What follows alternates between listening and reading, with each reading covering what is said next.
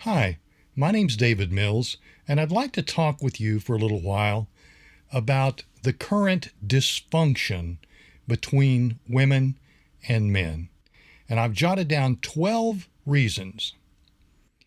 Now, why is it that men and women are not getting along very well these days? Why are women lamenting the man shortage while men, at the very same moment, are complaining about the lack of good women?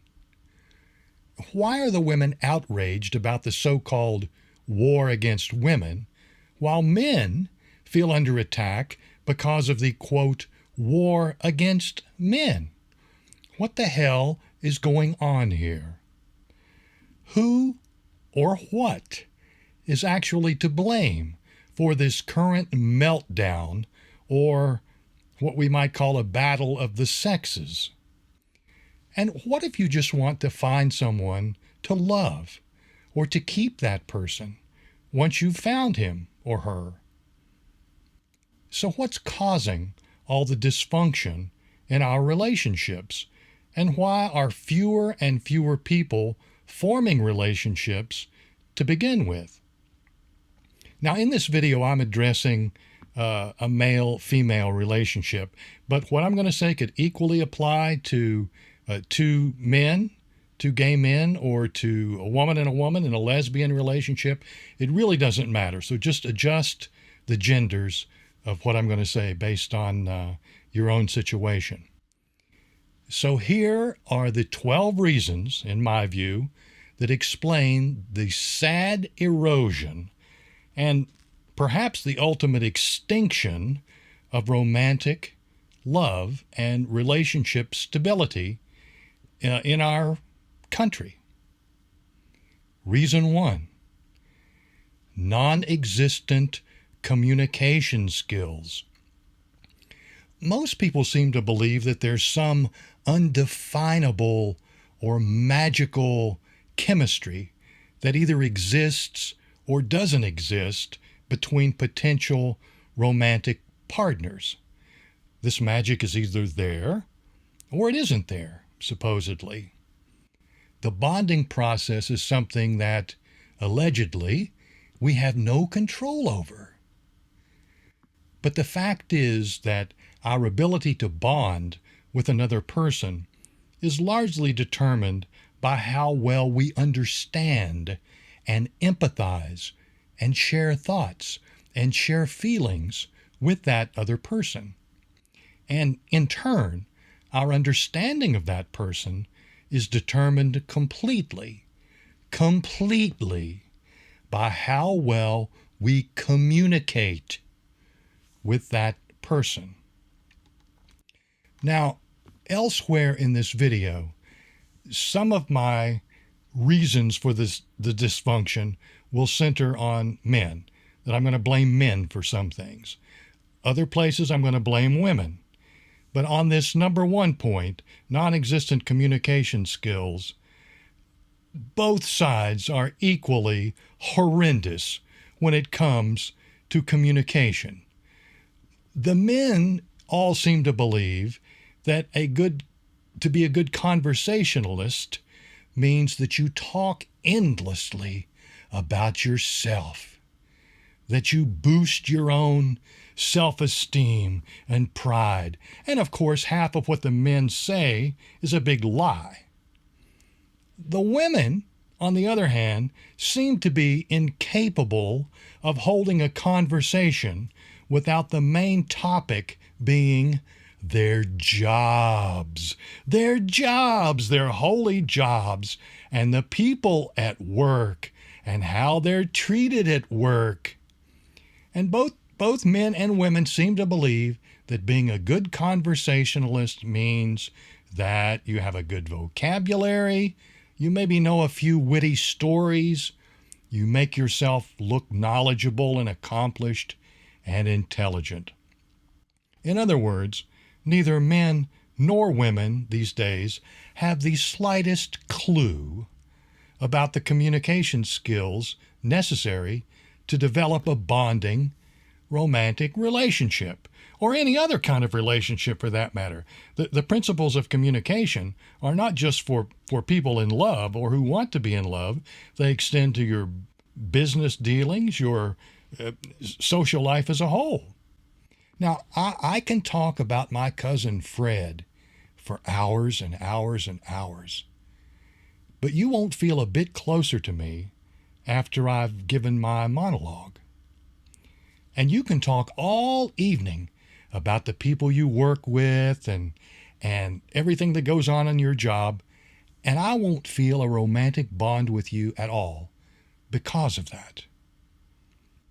For bonding to occur, and that's what it's about, isn't it? Bonding. The communication must include interactivity. You must share feelings and ideas that are common to both of you. I mean, almost 100 years ago, Dale Carnegie taught us that in conversation, we should ask questions of the other person that the other person will enjoy answering. We should give the other person, rather than ourselves, a feeling of importance when we communicate. We should talk about what the other person feels, what the other person thinks, what the other person is hopeful about, what the other person has anxieties about. By doing so, we will both learn more about that person on a deeper level, and will make the other person feel that he or she has been understood and is accepted. Talking endlessly about yourself or talking about strangers that your date doesn't even know will not create a bond. Now, the problem here, of course, is that for communication and romantic bonding to work, both people have to be skilled, interactive communicators and understand these age-old principles. I have a friend named Mike who I think is one of the best practitioners I've ever seen at applying truly interactive bonding communication techniques. Mike's a professional musician.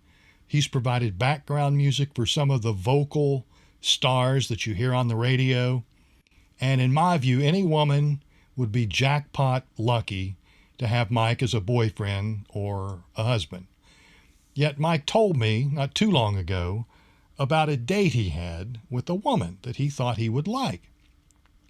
And he related to me that during their 3 hours for dinner, they had a 3-hour dinner date, and during the entire 3 hours, the woman didn't ask Mike a single question about himself in 3 hours. The woman literally knew nothing more about Mike after spending the evening with him than she knew before their date.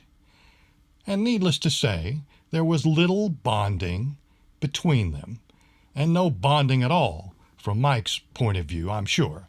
I'm speaking for him here, but I suspect he would say he felt little connection with her.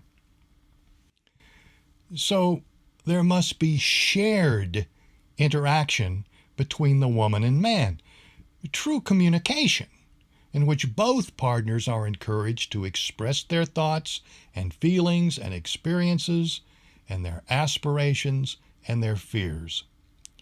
Below this video, I'm going to link to an article that appeared a couple of years ago in the New York Times. It was written by a female psychologist, and I strongly advise all of you to read this article. And there's also an outstanding TED Talk, which she did on the same subject, in which the doctor demonstrated through laboratory experimentation that people could be made to fall in love with each other if they simply asked each other 36 questions.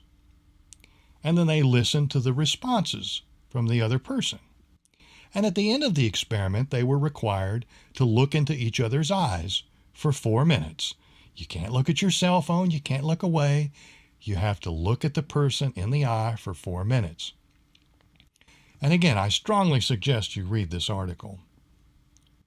But what's truly ironic to me is that it's now a major story in the New York Times that someone discovered, and I have discovered in quotation marks, it's a major story in the New York Times that someone discovered how to make people bond with each other. I mean, all the techniques that this psychologist, this female psychologist talked about were things that Dale Carnegie taught us, old timers like me. I'm almost 60 years old. That's what we used to call having a normal conversation with our dates. But now, what we used to do on our dates has been lost, and it has to be rediscovered and published as blockbuster news in the New York Times. And it is truly a tragedy for today's couples that communication between women and men is so very rare that when effective communication and bonding do occur, even in a laboratory setting, it's on the front page of the New York Times. So the point is, learn to communicate and therefore bond effectively, and look for that very rare person skilled in this art and science. It takes two people, and even if you are one of these people skilled at communication, it will be very, very difficult to find someone compatible with you, who knows how to communicate, who doesn't just talk about himself or herself or the people at work the entire evening, but someone who knows how to bond. The second reason for the dysfunction between women and men is fear of the opposite gender. Men and women are frightened of each other these days for reasons that didn't exist 50 years ago. The women are quite deliberately taught the moment they arrive on a college campus that one of every 4 men on campus is a rapist or a potential rapist.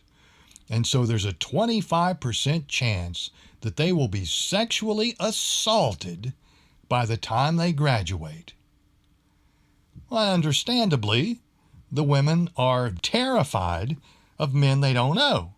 They carry pepper spray and they take self-defense classes and watch endless mandatory tutorials on campus about defending themselves against male sexual predators. So the women are terrified of the men.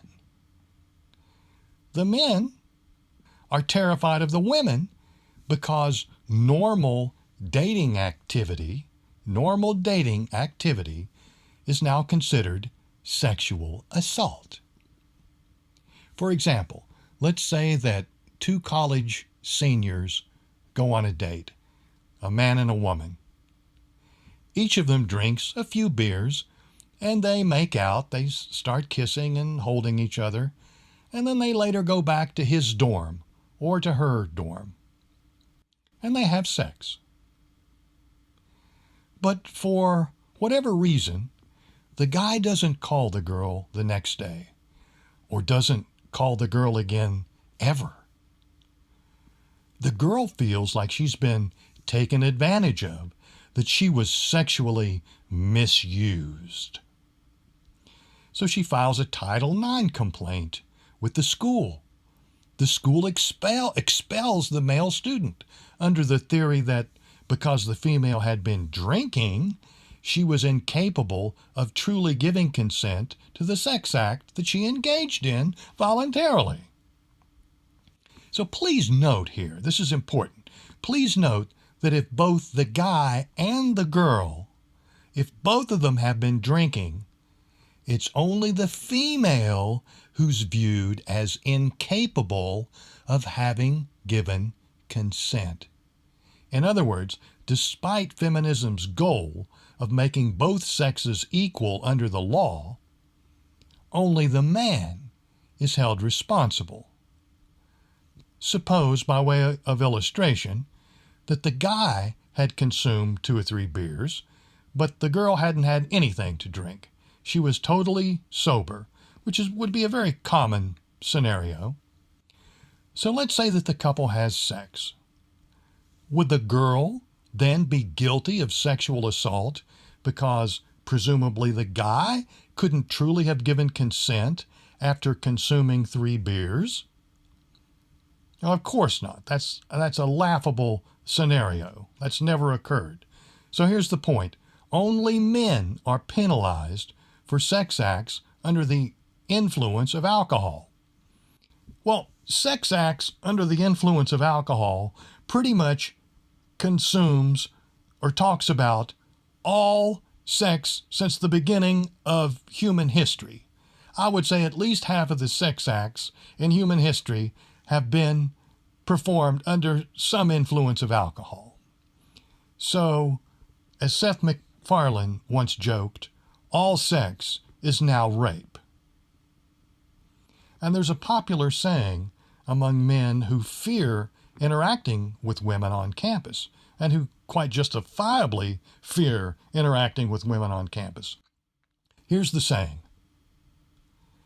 "I was sexually assaulted" is just the new way of saying he never called. He never called.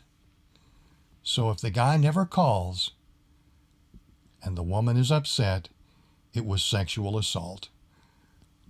Well over 90% of these Title IX complaints filed on campus are simply examples of romance gone awry. Romance gone awry.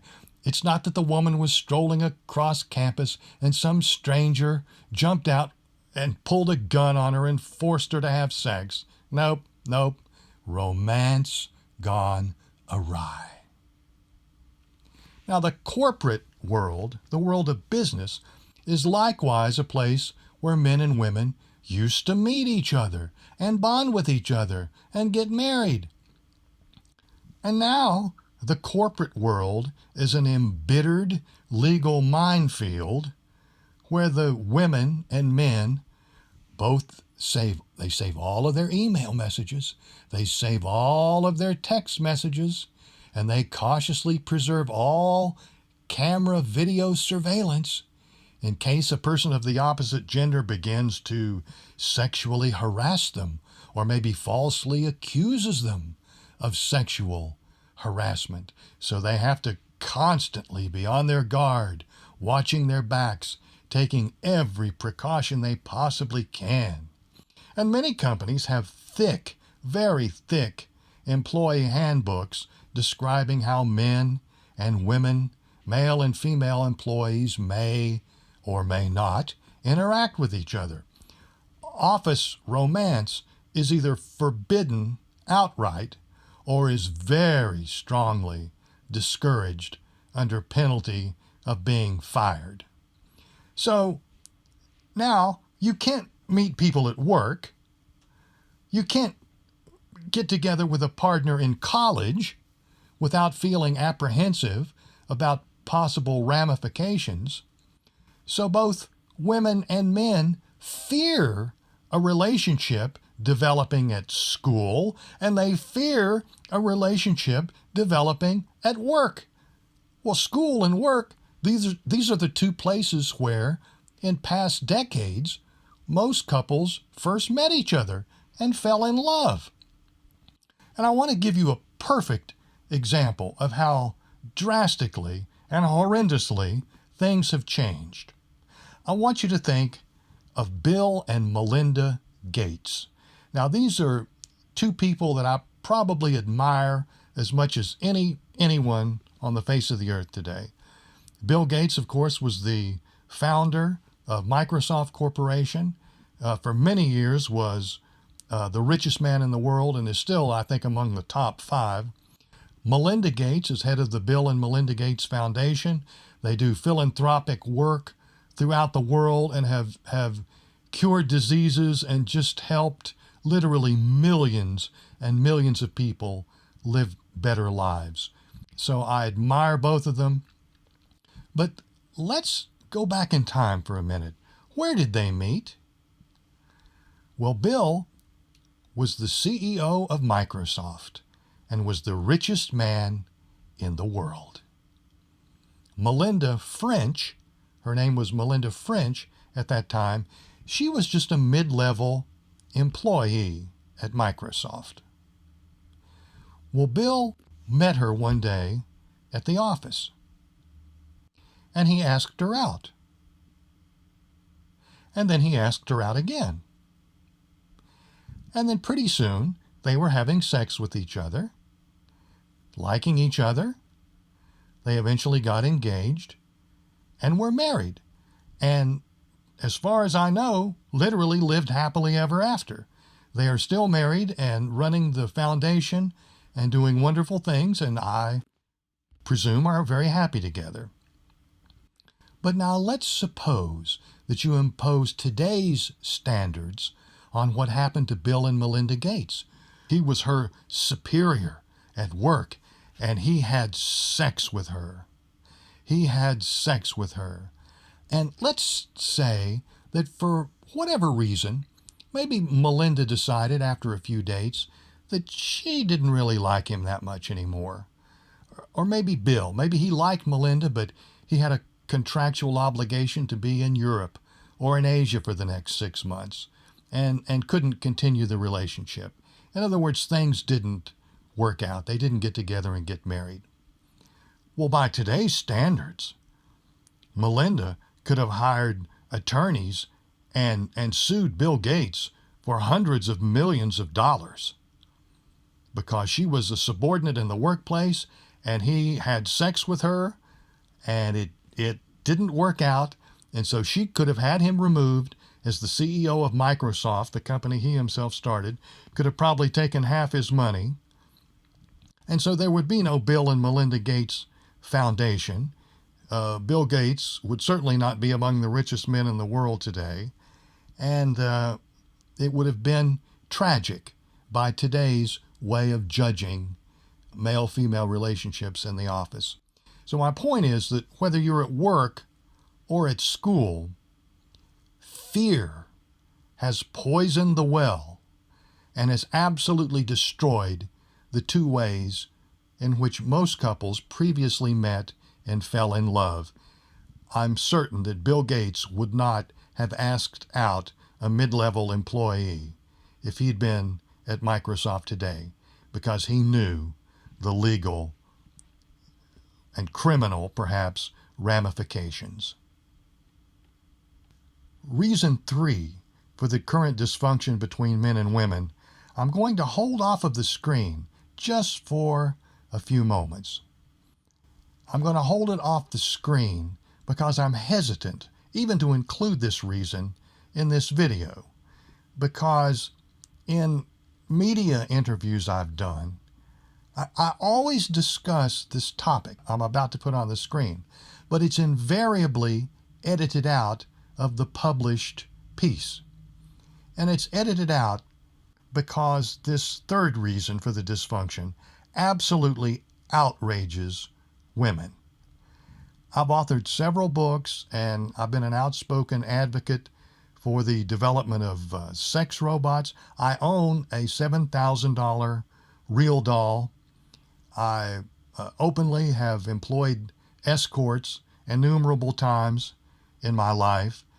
And so in this capacity and all these things, by the way, I've even done an entire documentary on sex bots. It's called Sex Bots Buyer's Guide, if you want to look elsewhere on this channel. And I think other people have uploaded the same documentary, it's about an hour long, to YouTube under the title Doll of Fame. Not Hall of Fame, Doll of Fame. So if you want to look, that's freely available. But in this capacity, I've been interviewed by Vanity Fair, who did a story on me. I've been interviewed by Men's Health magazine. In fact, I often joke that I'm the most unfit, out-of-shape man ever featured in a photo shoot for Men's Health magazine, and that's the truth. I've been interviewed by the BBC, many other publications. And in every single one of these interviews, I specifically detail one of the main reasons, perhaps the primary reason, why women and men are no longer successfully establishing permanent relationships. But this reason never makes it into the final article. It's always taken out. YouTube videos have been deleted for even mentioning this fact, even though this fact is not in dispute. It has nothing to do with obscenity or pornography, and it's not even controversial from a scientific point of view. So here's the third reason explaining the dysfunction between women and men. SSRI antidepressants. SSRI stands for selective serotonin reuptake inhibitors. Now, examples that you probably heard of SSRI antidepressants are Zoloft, Lexapro, Prozac, Celexa, Luvox, Paxil, and I'm sure there are others I can't think of. You might ask, well, so what do antidepressants have to do with male-female relationships? The answer to this question, as explicitly stated on the package insert to these products, and as explicitly stated in their own TV commercials, the answer is sexual side effects. Sexual side effects to these medicines. For most women who take these medications, and there are tens of millions, and for the men who take these medications as well, achieving orgasm is either much more difficult or becomes absolutely impossible. And I know what I'm talking about here. While there are far more women than men who take these meds, I myself was given a prescription for an SSRI antidepressant back in 1993 when my mother, who was still fairly young at the time, died unexpectedly of a blood clot to the lungs. And the doctor warned me at that time. He said that this will probably have sexual side effects. Well, I was kind of stupid and uninformed, and I thought, oh, that's great, sexual side effects. You know, this added sexual boost will help take my mind off my recent problems and the loss of my mother. Well, there were sexual side effects, but the sexual side effects for me and for most is that you can't orgasm, whether you're a man or woman. Whether you're a man or a woman, you cannot function sexually. Now, you can have intercourse. It doesn't prevent a woman from having intercourse, and it doesn't prevent a man from getting an erection. But you simply can't finish. The man can't finish, and the woman can't finish. And it's not a psychological problem to be blamed on the individual who takes these medicines. It's a physiological response to the medication itself. Now, the problem doesn't affect every man and every woman who takes the meds, but it does affect the vast majority. And naturally, if you can't have an orgasm, your interest in sex is greatly diminished or completely eliminated. And when your interest in sex is greatly diminished or eliminated, that affects your relationship. It's almost unavoidable.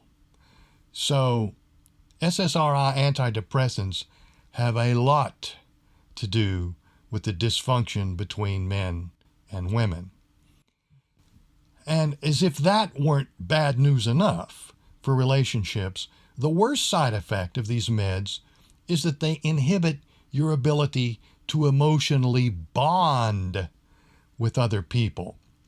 I mean, I know women who take these meds who have a very weak emotional attachment to their own biological children. And again, these side effects are clearly spelled out on the package insert or on the pharmaceutical companies' websites. These are facts. This is not me mansplaining. These are scientific facts and side effects that occur in the majority of people who take SSRI antidepressants, whether you're male or female. So millions of women and men who take these antidepressants are sexually and romantically crippled by them. This is a fact. I'm almost 60 years old. I'll be 60 in January of 2019. By the time you are listening to this video, I'll probably already be 60 years old. And I've talked to a lot of women over the years who thought, around my age, women around my age who thought they were sexually and romantically over the hill. They thought their best days were behind them. They were taking antidepressants, and they weren't interested in sex anymore, and they weren't interested in romance anymore. And they thought, well, they're just getting old. Well, then, for a variety of reasons, they escaped Big Pharma. They stopped taking their medications. And just like a fountain of youth, they suddenly discovered that they were able to have orgasms again. Maybe orgasms they hadn't had in 15 or 20 years. And they were stunned to realize that they actually had an interest in sex again. You know, they thought they were all old maids, but they started to look for boyfriends. They started to look for husbands. Romance was an exciting prospect for them again.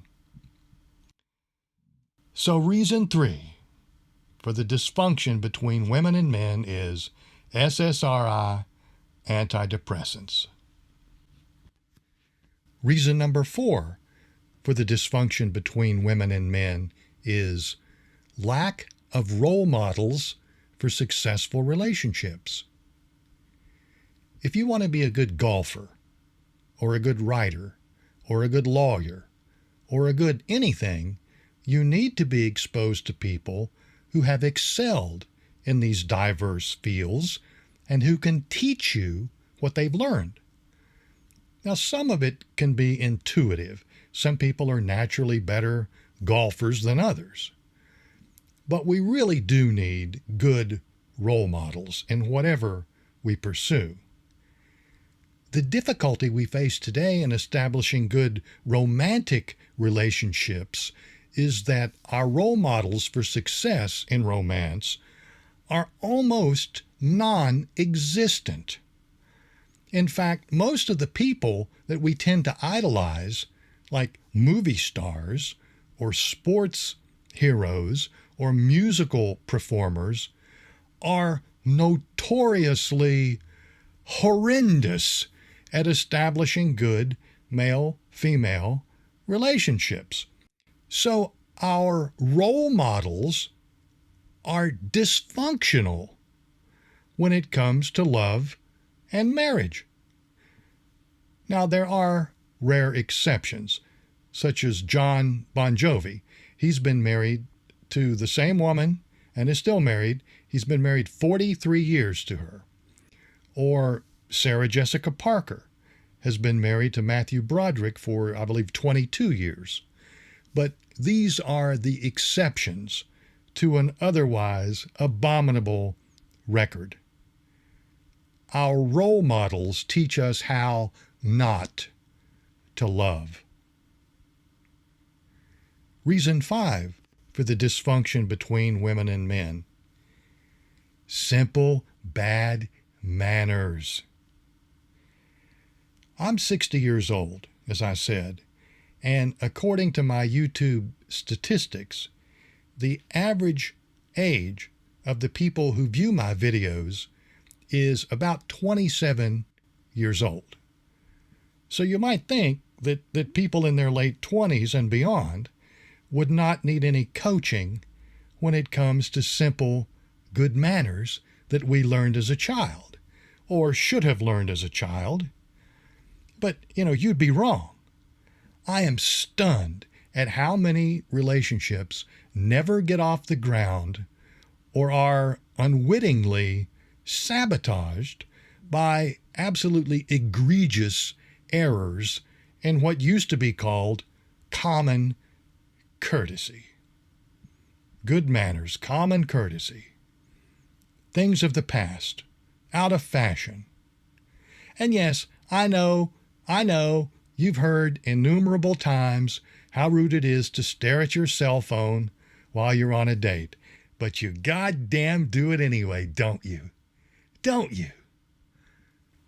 Now, maybe if you're the Secretary of Defense and a nuclear attack is expected any moment from North Korea, you might have a good reason to stay in communication with the outside world. Or maybe you're an emergency room physician or an OBGYN and you're anticipating a high-risk birth at any moment. You may have justifiable cause to bring your phone with you to dinner. But chances are that you're not the Secretary of Defense, you're not an emergency room physician, you're not that important. I'm sorry, but you're not that important, and neither am I. Now, you may delude yourself that you're just leaving your phone on for a possible emergency call from a family member. You just want to be there in case anything unexpected happens. And that's a good intention.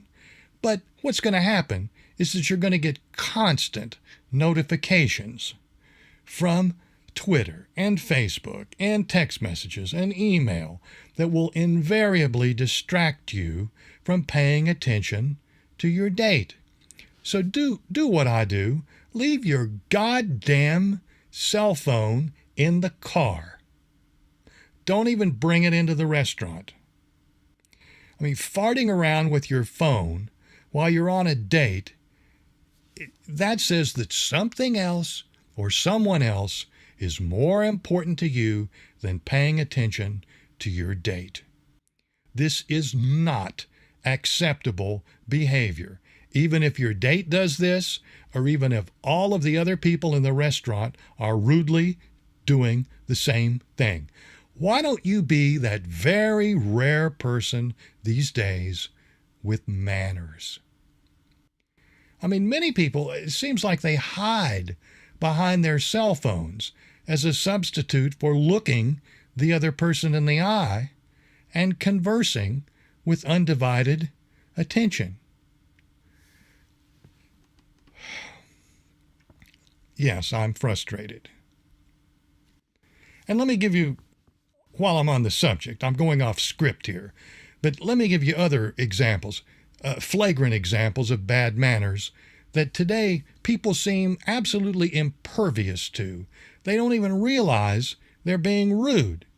Let me give you a common example. Whenever a couple goes to a restaurant and orders dinner, it usually occurs that one person's order will arrive at the table before the other person's order arrives.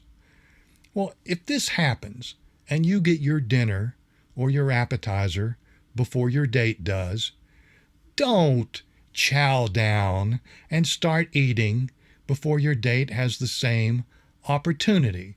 I mean, this is a Neanderthal breach of basic etiquette. Don't eat until your date receives his or her dinner as well. If the waitress or waiter server sets the meal down on the table, just continue your conversation. Pretend like you didn't even notice that your food had arrived. I mean, pretend that the other person's conversation is far more important to you than the fact that your food just arrived. Pay attention to the other person. I mean, that advice alone would save many relationships. I remember Dale Carnegie once wrote that many marriages could be saved if the couple simply waved goodbye to each other every day. It's very often the little things that count and the little things that add up. Well, let me tell you a brief story of something that recently happened to me. I just been out to dinner with a woman at Red Lobster, and we were there maybe 2 hours and had a reasonably good time.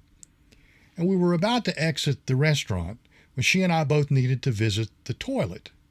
Well, both the men's and the women's restroom were directly next to each other, just a few feet apart. And I went into the toilet and she went into hers at the same moment.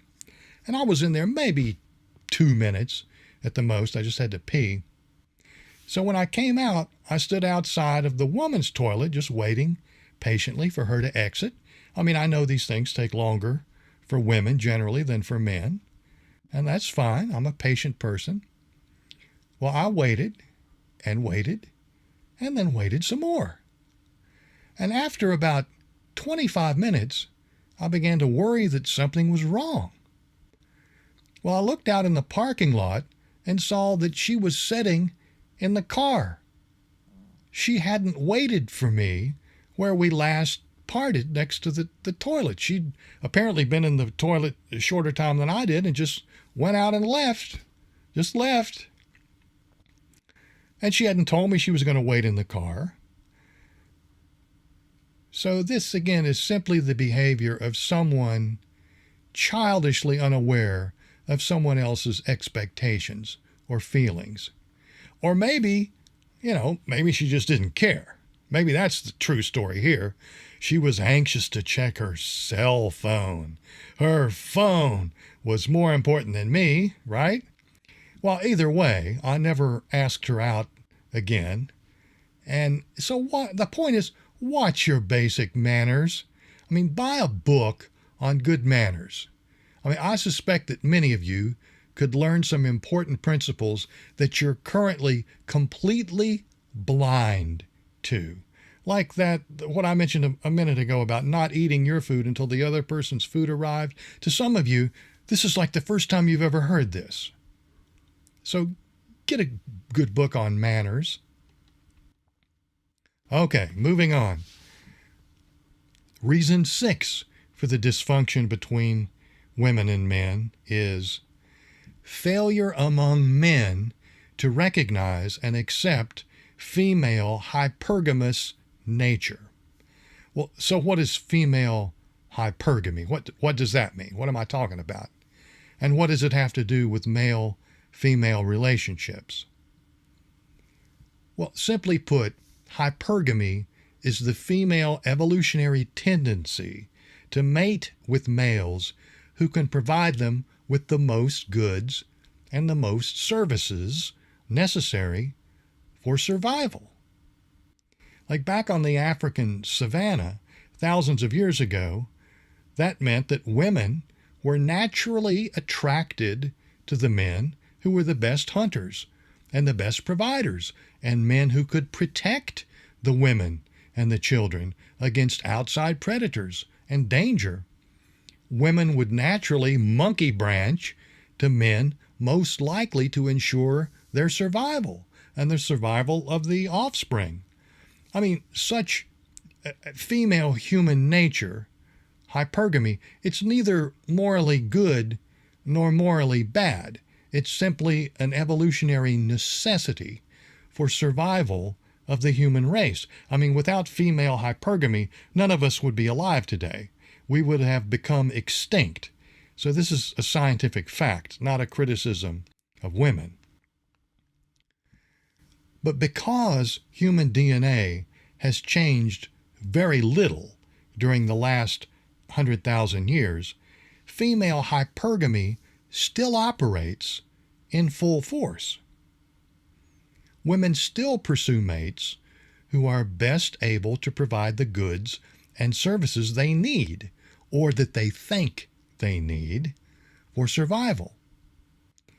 Today, however, women don't look for men who are skilled at capturing lions or tigers.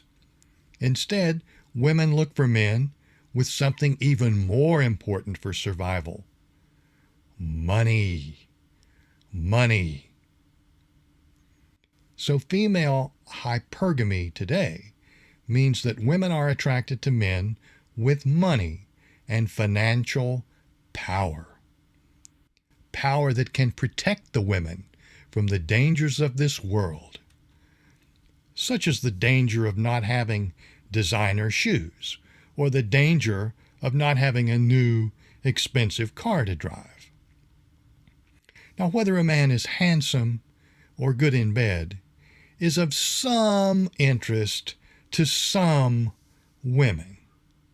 But millions of dollars in the bank can compensate for almost any other deficiencies the man may suffer. So here is the terrible red pill truth that you men need to swallow. And I myself didn't learn this until I was 50 years old. But here is the truth.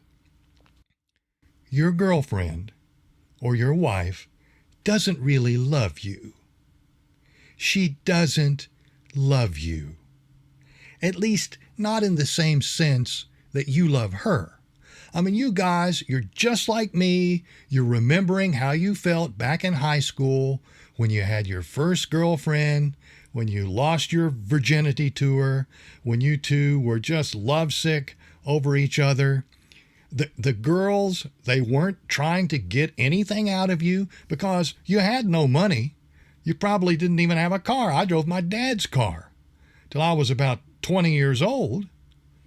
You had nothing to offer the girl but your love and your devotion. And back then, that's all she wanted. That's all she wanted. Her love for you was pure. People may have called it puppy love back then, but really, young love in the teen years has no ulterior motives, usually. And all love is genuine in the sense that it genuinely exists. You and she felt lovesick, sometimes for weeks on end, and if you had sex, it wasn't because she was trying to extort money out of you or file a lawsuit, or she wasn't trying to land a role in a Hollywood movie by having sex with you. You had sex because you and she enjoyed the raw pleasure of uninhibited fucking as an end in itself. And you were proud to be together, you were proud to be seen together, and you look forward to the day when you could be married. You were a happy couple in love. And that was great until you broke up and you got a new girlfriend and she got a new boyfriend, and then it started all over again. So it's understandable that you guys, and again, I suffered this same fate until a few years ago where I thought the women really loved me. So it's understandable that you guys that have had these early life experiences have these experiences eternally burned into your memory. And you think now that in adulthood, women are going to operate the same way. You're looking for love that in adulthood, women are no longer willing or able to give you, or at least not for free. Not for free. I mean, your ability to attract hot women is directly proportional to the amount of money that women think you'll spend on them. Period. Now, if you think I'm being a little bit hard on women or I'm being sexist, then I want you to consider this fact. Women almost invariably marry men who have more money than they do. Almost always. Now, there are very rare exceptions. Maybe there's a female surgeon who earns $500,000 a year, and she marries a garbage collector who earns $30,000. But these relationships are extremely rare, even though the garbage collector might be a fine and honorable gentleman and make a good husband and treat the woman with kindness and respect. It doesn't really matter. It just doesn't matter. By long-standing evolutionary necessity, women are hypergamous. they monkey branch upward, and the wise and the prudent man will recognize that fact and deal with it rationally, rather than complaining about gold-digging women. Now, I myself am not a wealthy man. I mean, I'm comfortable, but I'm not wealthy. And so the solution I've found to female hypergamy is simply to directly pay women cash for sex. Yes, that's right. Just pay a prostitute or an escort or whatever you want to call her. It's infinitely cheaper. The woman will be happy and you'll be happy. And in the long run, you will spend far less money than if you try to win a woman's love and get sex that way. That is truly a joke. I mean, trying to get women to love you in order to have sex with them is a fool's quest. And it's kind of dishonest too, isn't it? You know, the old saying that women trade sex for love, whereas men trade love for sex. But the real fact of the matter is that women trade sex for money, and men trade money for sex. So, if you run into women who want your money, and they all do, just give it to them on a per diem cash for services basis. Make female hypergamy work for you rather than against you. Reason number 7 for the dysfunction between women and men: failure among women to accept male human nature. Now, let's be honest, and if there are children in the room, send them out of the room for a moment. But except for perhaps a couple of members of my own immediate family, I never met a woman in my life, old or young, pretty or not, black or white, fat or thin. I never met a woman that I didn't immediately fantasize about fucking the shit out of. Truly. I want to fuck every woman I see. Now, you ladies listening to this video may view my confession as disgusting. I'm a total perv. And you'll ask your boyfriend or your husband whether he fantasizes about fucking every woman he meets. And he will, of course, say no, because he's a white knight. And for his own self-preservation, he'll say no. He doesn't want to forfeit pussy from you tonight. But the unvarnished fact is contained in a quote from the writer Gore Vidal. Vidal said simply, "Little boys are made to squirt." Little boys are made to squirt. The evolutionary purpose for the existence of men is to squirt. The evolutionary purpose for women is to get men sexually aroused enough to squirt. So from a cosmic perspective, you're either a squirt-or, if you're a man, or a squirt-e, if you're a woman. But women these days, they don't want to be thought of as squirt-e's.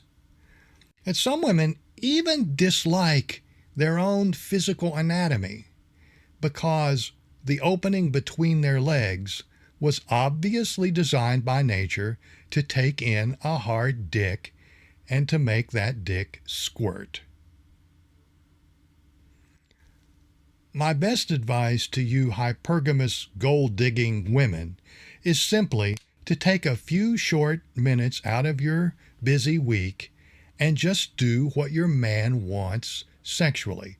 And do it cheerfully, do it enthusiastically, and most importantly, do it without complaining. Don't complain. Just take a few minutes a week and just do it. Because if you thoroughly satisfy a man sexually, I guarantee you that that man will happily move heaven and earth to please you out of bed in any way he possibly can. I mean, the main sexual complaint that men voice against women, other than the infrequency or lack of sex, the main complaint is that women won't give them blowjobs, or that they won't give them blowjobs to completion, or that they won't swallow their sperm. Well, not to allow a man to come in your mouth, or to rudely spit out his ejaculate in disgust, is a way to absolutely guarantee that your man will cheat on you at the earliest opportunity with a more sexually and emotionally mature woman. So reason 7 for the dysfunction between women and men is failure among women to accept male human nature. Now, a lot of women don't really care anymore about pleasing their men in bed or keeping their men happy because of the next reason for the dysfunction between women and men. Number 8, inequity in family law courts. Regardless of who's to blame for the failure of a marriage, family law courts in the United States almost invariably favor women over men in their adjudication and distribution of family assets and in custody of the children.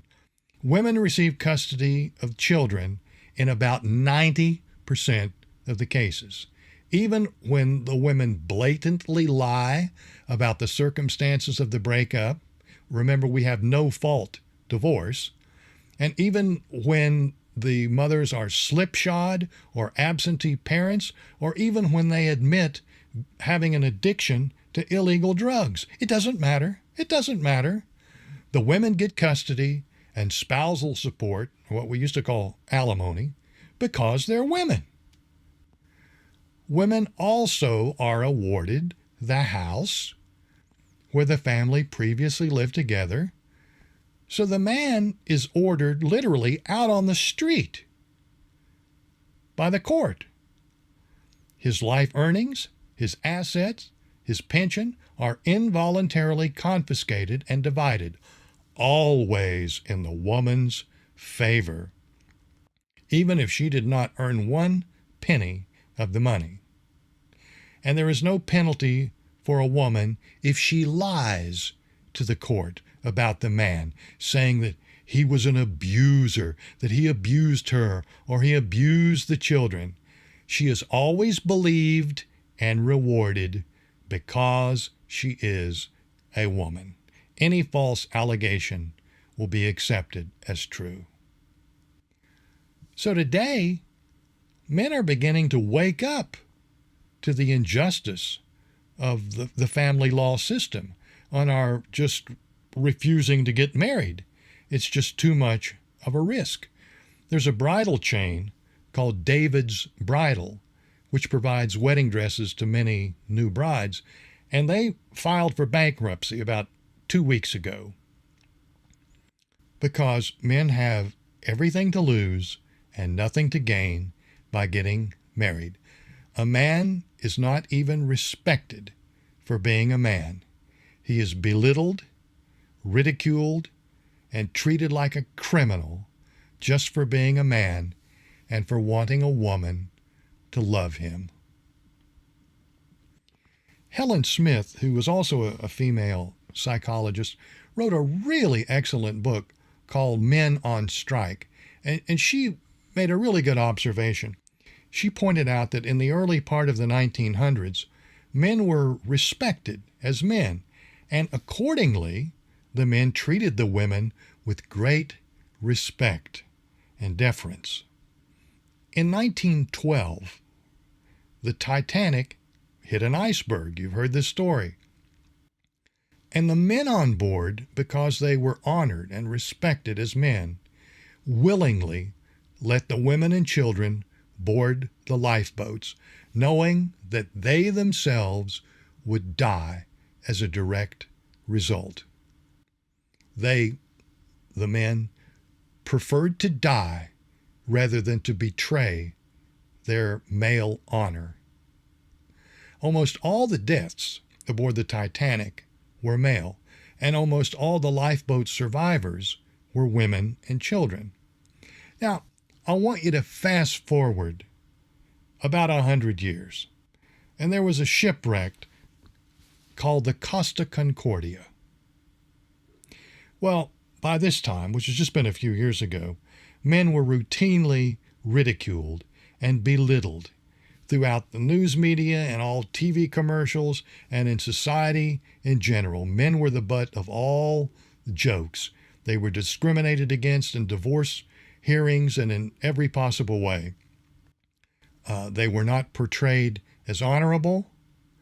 They were all sexual predators or potential sexual predators. So when the Costa Concordia began to sink, this was very recently, historically, the men saw no reason to forfeit their lives to save the women who hated them. The sense of male honor had long since been abandoned in favor of every man for himself. So the men on the Costa Concordia used their physical strength to overpower the women trying to board the lifeboats, and many more women died as a direct result. And so the moral of this story is that if you treat men with dishonor, they will treat you with dishonor as well. So reason 8 for the dysfunction between women and men is unequal treatment in the family court systems of the United States, and more generally, just disrespect of men. Men have everything to lose and nothing to gain by marrying. So men don't get married, which is just as well because, as the saying goes, there are two kinds of happy people: married women and single men. And to the women who claim there's a man shortage, I'll just say that there's no man shortage. There's a prince shortage. Reason 9 for the dysfunction between women and men is insincerity on online dating sites. Or should I say just plain old lying on online dating sites. When men join online dating sites, they showcase probably the only good picture of themselves that they have, taken years ago, despite the rules. You're supposed to put up a recent picture. And men lie, of course, about their accomplishments in their online profiles. But the women, of course, do exactly the same thing. They supply a photo that looks nothing like they really look in person, and they too lie about themselves in any way that sounds plausible. But here's the key difference between women and men on dating sites. The men join these sites because they genuinely want to meet women. They want to meet, they want to fall in love, they want to have sex, and they want to get married. The women, however, join these sites primarily to see how much attention they'll get online. Women want to know that men are still interested in them, and that men want to write to them, and men want to meet them. And that is the goal of the women as an end in itself, to gain favorable attention on these sites for the preservation of their own self-esteem. I mean, actually going out with any of the men who write to them is a relatively rare occurrence. It's just too dangerous, since most of the men are presumed to be untrustworthy predators. Now, women often claim that men, quote, objectify them, meaning that men are only interested in a woman's physical appearance. Yet an actual study of this question, which was featured on CNN, by the way, you might look up the video on that. The actual study of this question revealed that the exact opposite was true, that when shown profile photos of women on a dating site, men were found to have a favorable impression of 80% of the women that they saw. In other words, 80% of the women they saw made a favorable impression, and they would definitely consider asking out 80% of the women on the site. By contrast, when women were shown photos of men from the same dating site, women stated that they would only consider dating about 20% of the men that they saw. Only 20%. Men were happy with 80% of the women, how they looked. Women were only happy with 20% of the men. So who's actually more objectifying the opposite gender? Again, there's not a man shortage. There's a prince shortage. Now, men did tend to categorize women physically as tall, short, blonde, brunette, redhead, pretty, not as pretty. So men do tend to categorize women by physical appearance. That's true. The women, however, tended to categorize the men as lawyer, accountant, salesman, plumber, etc. In other words, women objectified not the men's physical appearance, but his bank account. How much money does he have? So in defense of men here, when a man likes a woman because she has a beautiful smile or long hair or shapely legs, at least her smile and her long hair and her legs are part of who she is as a person. The women were just primarily interested in how much cash the man had in the bank. Now that is objectification. That is female hypergamy. Okay, we're going to move along a little faster here. Reason 10 for the dysfunction between women and men is people are too busy for relationships. Building a good romantic relationship requires an expansive amount of time and attention. And these are two things, time and attention, that most people simply don't have anymore, or don't have enough of anymore.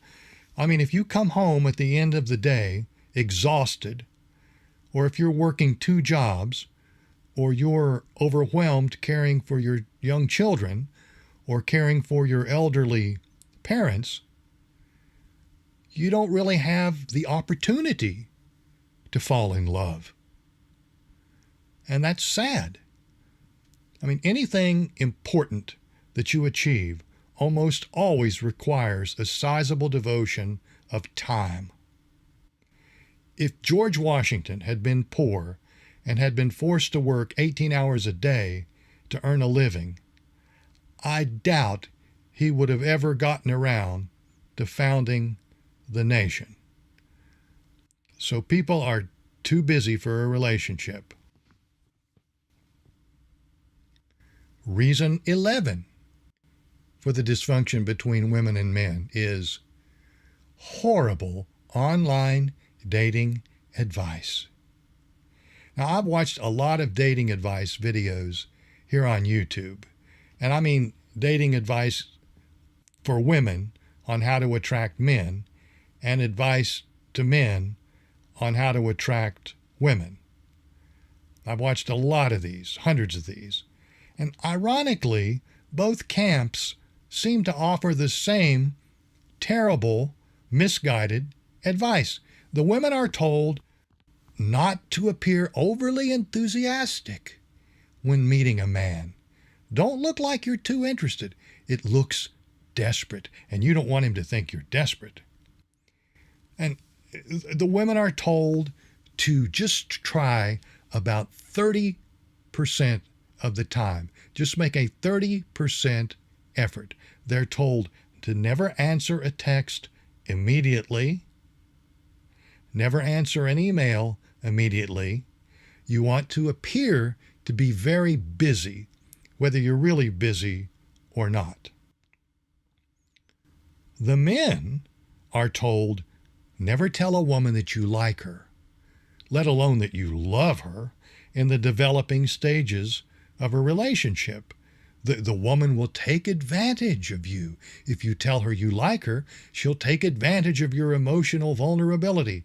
She'll try to manipulate you and take advantage of your attraction and attachment to her. So here we have it. Here we fucking have it. The women are told not to express much affection for the men, while the men are told not to express much affection for the women. So is it any fucking wonder that nobody falls in love anymore? My best advice to both men and women is to ignore people's advice, including my own. Now, some of what I've said in this video may apply to you, and some might not. You can pick and choose what you want to agree with and disagree with, but be honest with the person you're dating. If you like or love someone, then for Christ's sake, say so. People can't read your mind.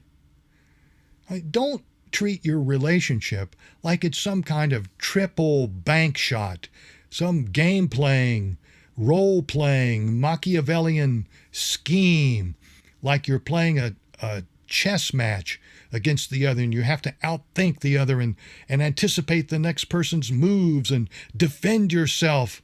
I mean, if you openly express affection for someone and you're rejected by someone trying to play games with you, at least you can walk away with the satisfaction of having been honest.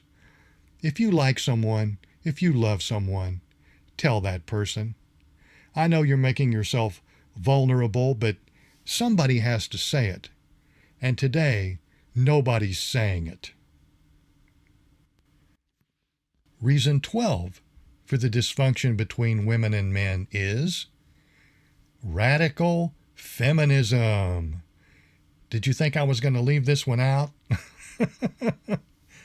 Now let's be brutally honest. For thousands of years, women were mistreated. Women were treated like shit. Women were denied equal protection under the law. There was a patriarchy. There's no debating this fact. There's no historical ambiguity here.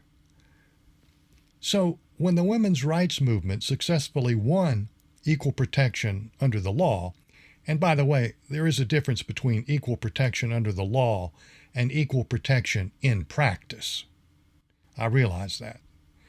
But when the women's rights movement won equal protection under the law, and when women thereafter could enter the workforce at will and go to higher education if they so choose, when all these gains were made, women thought that they would then be happier. They thought they would be happier after they received these rights than before they received these rights. Women thought that going out to aggressively compete against men for jobs would make them happier than staying at home. Staying at home where they had been unfairly forced to stay in previous generations. So the liberated woman chose the workplace over being a simple wife or mother. But all psychological studies have shown that women do not handle stress in the workplace as well as men do. Again, this is a fact. This fact is proven by the exponential growth of women who need antidepressants and benzodiazepines just to function. Now, benzodiazepines are tranquilizers like Xanax and Klonopin. Most women are emotional basket cases. We're approaching the point where literally half the female adult population is taking psychiatric medication. I believe the statistics are that by age 40, 40% of all women are taking psychiatric medications. And the women are embittered and angry about how their lives have turned out because they're not as happy as they used to be. The greater progress made by feminism, the more they feel unhappy. It wasn't supposed to work like that, was it? Women's rights was supposed to bring greater happiness. But as feminism is on the ascendancy, so too are the prescriptions for antidepressants and tranquilizers. And whom do the women blame for this state of affairs? They're mad at men, the vast majority of whom have done absolutely nothing to them in the way of discrimination or oppression. I mean, think of this. If I were to harbor a bitter resentment toward all Muslims because of the terrorist activity of a tiny number of Muslims, you would rightly consider me a bigot. You can't generalize a few bad apples to the entire group.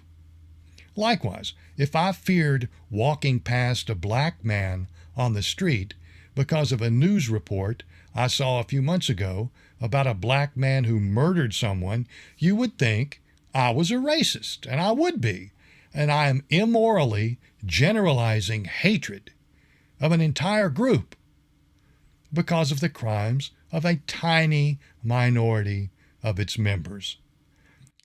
Likewise, radical feminism often promotes a hatred of all men because of historical events which no man alive today took part in. I'll close this video by reciting a profound quotation.